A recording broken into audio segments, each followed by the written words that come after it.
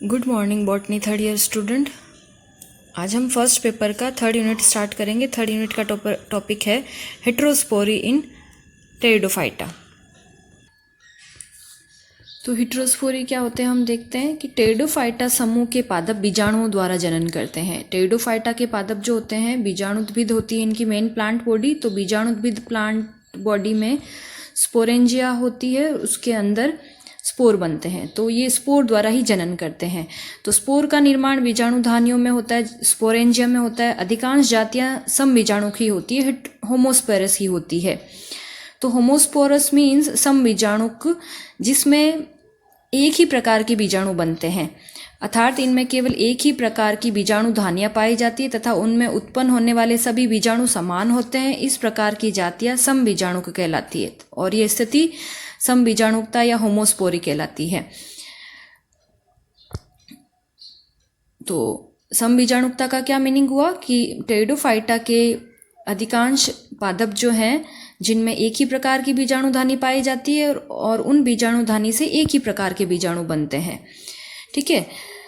परंतु कुछ जातियों में एक ही पादप पर आकारिकी व कार्यकी रूप से दो भिन्न प्रकार के बीजाणु पाए जाते हैं। इस प्रकार की जातियां विषम बीजाणु या हेटेरोस्पोरस कहलाती है तथा इस स्थिति को विषम बीजाणुकता या हेटेरोस्पोरी कहते हैं। तो जैसे हमने सिलेजिनेला पढ़ा था, सिलेजिनेला में दो टाइप के बीजाणु बन रहे थे, लघु बीजाणु और गुरु बीजाणु। तो वही कंडीशन यहाँ पे फॉलो हो रही है। तो छोटे आमाप के बीजाणु कहलाते हैं लघु बीजाणु या माइक्रोस्पोर्स, जिनका निर्माण लघु बीजाणुधानी या माइक्रोस्पोरेंजिया में होता है, जबकि बड़े आमाप के बीजाणु मेगास्पोर या गुरु बीजाणु कहलाते हैं और इनका निर्माण गुरु बीजाणुधानी या मेगास्पोरेंजियम में होता है। तो अब जो लघु बीजाणु होते हैं वो कहलाते हैं माइक्रोस्पोर, ठीक है, और गुरु बीजाणु कहलाते हैं मेगास्पोर।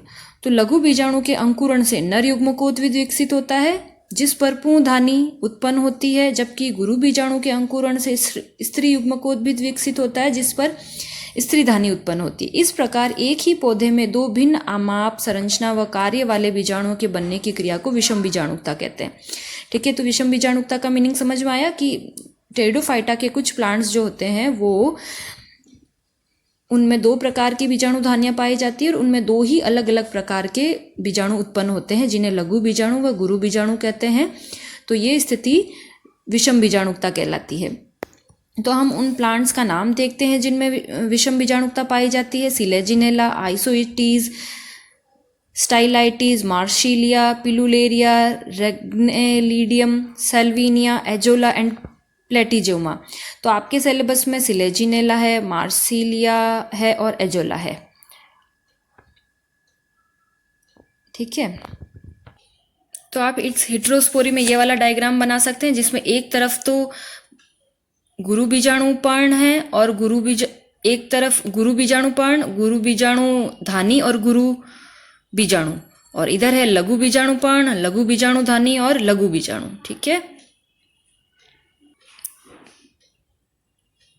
तो विषम बीजाणुता ये कैसे स्टार्ट हुई उसको देखते हैं कि विषम बीजाणुता का उद्भव बीजाणुधानियों में बीजाणु की संख्या के कमी से हुआ है। बीजाणुधानी में जब सभी बीजाणु क्रियाशील होते हैं तो उनमें भोजन के लिए प्रतिस्पर्धा होती है जिसके कारण वे आमाप में छोटे हो जाते हैं, इसलिए इन्हें लघु बीजाणु कहते हैं।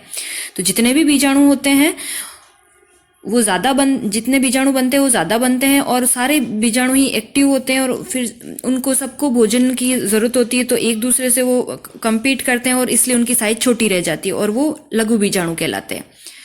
गुरु बीजाणु में क्या होता है कि कुछ गुरु बीजाणुओं के नष्ट होने से शेष बचे जीवाणुओं को पर्याप्त भोजन उपलब्ध हो जाता है, जिसके फलस्वरूप इनके आमाप में या साइज में वृद्धि हो जाती है और इनसे गुरु बीजाणु बनते हैं। तो ऐसी कुछ बीजाणुधानियां जिनमें कुछ बीजाणु तो नष्ट हो जाते हैं तो उनका बचा हुआ जो भोजन है वो कुछ दूसरे बीजाणुओं को मिल जाता है, इसलिए दूसरे बीजाणु साइज में बड़े हो जाते हैं। तो इस तरह से गुरु बीजाणु का निर्माण होता है। तो ये विषम बीजाणुकता का क्या महत्व है हम देखते हैं। पहला पॉइंट है विषम बीजाणुकता लिंग निर्धारण में महत्वपूर्ण है। सम बीजाणु जातियों में लिंग निर्धारण युग्मकोद्भिद पादप पर उत्पन्न जननांगों द्वारा होता है, परंतु विषम बीजाणु जातियों में लिंग निर्धारण बीजाणु अवस्था में हो जाता है क्योंकि लघु बीजाणु व गुरु बीजाणु अलग अलग नर व स्त्री युग्मकोद्भिद का निर्माण करते हैं। ठीक है, तो विषम बीजाणुकता में क्या होता है कि अलग अलग युग्मकोद्भिद पादप बनते हैं, जबकि सम बीजाणुकता में एक ही प्रकार के युग्मकोद्भिद पादप बनता है। सेकंड पॉइंट है, विषम बीजाणुकता पादपों में गुरु बीजाणुओं का स्त्री युग्मकोद्भिद में परिवर्तन गुरु बीजाणुधानी में होता है।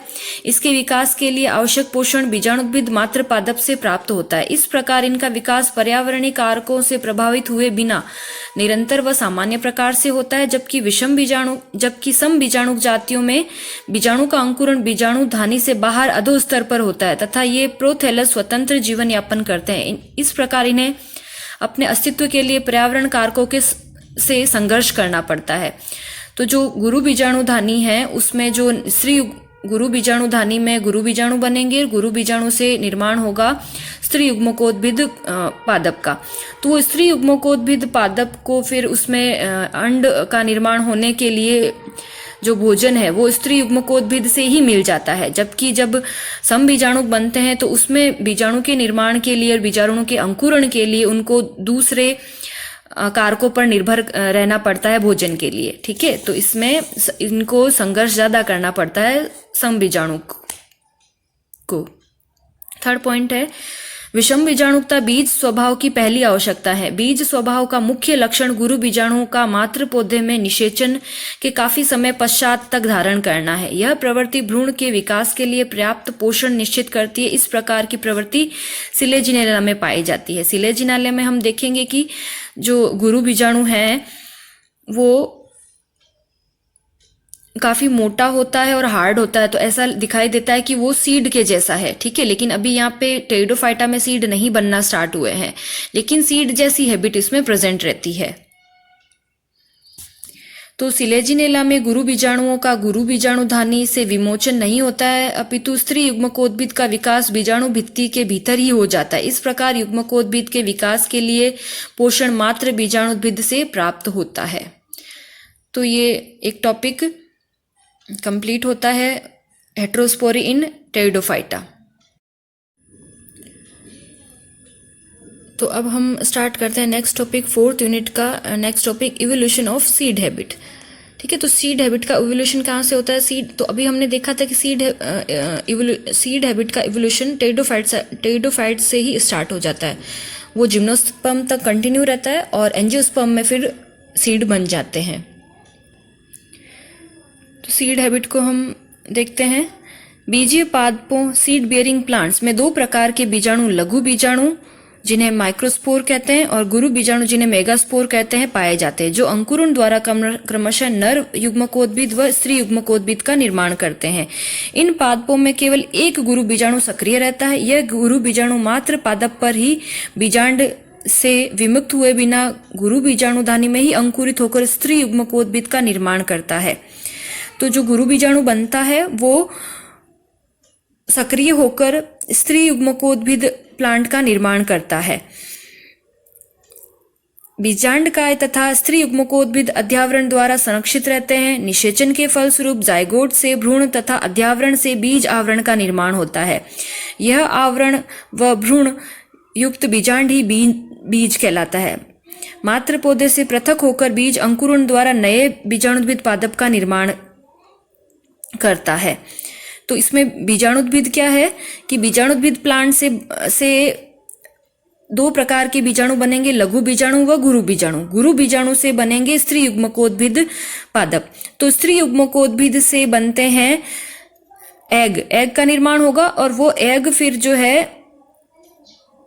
स्त्री युग्मकोद्भिद प्लांट पर ही बनता है और उससे निषेचन के पश्चात भ्रूण का निर्माण होता है। तो वो भ्रूण वहां से उस मेन प्लांट बॉडी से डिटैच अलग नहीं होता है, उसी पे रहता है। तो जो अंडधानी के जो आवरण है वो कन्वर्ट हो जाते हैं बीज के आवरण में, और जो एम्ब्रियो है वो एम्ब्रियो और जो बीज का आवरण है वो दोनों ही मिलकर बीज के जैसी संरचना का निर्माण करते हैं। इसलिए टेरिडोफाइटा से सीड की जैसी हैबिट स्टार्ट हो जाती है। तो बीज निर्माण के लिए प्लांट में क्या क्या लक्षण होने चाहिए वो हम देखते हैं कि 2 प्रकार के बीजाणुओं, गुरु बीजाणु तथा लघु बीजाणु का निर्माण करना अर्थात विषम बीजाणुकता उत्पन्न होना। गुरु बीजाणुधानी में केवल एक गुरु बीजाणु का क्रियाशील रहना, गुरु बीजाणु का गुरु बीजाणुधानी में ही अंकुरित होकर स्त्री युग्मकोद्भिद का निर्माण करना। जबकि हम सम बीजाणुकता में देखते हैं कि बीजाणु जो बनते हैं, जो समान प्रकार के बीजाणु, वो मात्र पादप से अलग हो जाते हैं, बीजाणुद्भिद से अलग हो जाते हैं, वायु द्वारा प्रकीर्णन होता है उनका, फिर सॉइल पर लैंड करते हैं, फिर अंकुरित होते हैं। जबकि ये गुरु बीजाणु उस बीजाणुद्भिद पादप पर ही अंकुरित हो जाते हैं। ठीक है, तो ये मेन डिफरेंस है। फिर है 4th पॉइंट, गुरु बीजाणुधानी का आवरण द्वारा ढका रहना।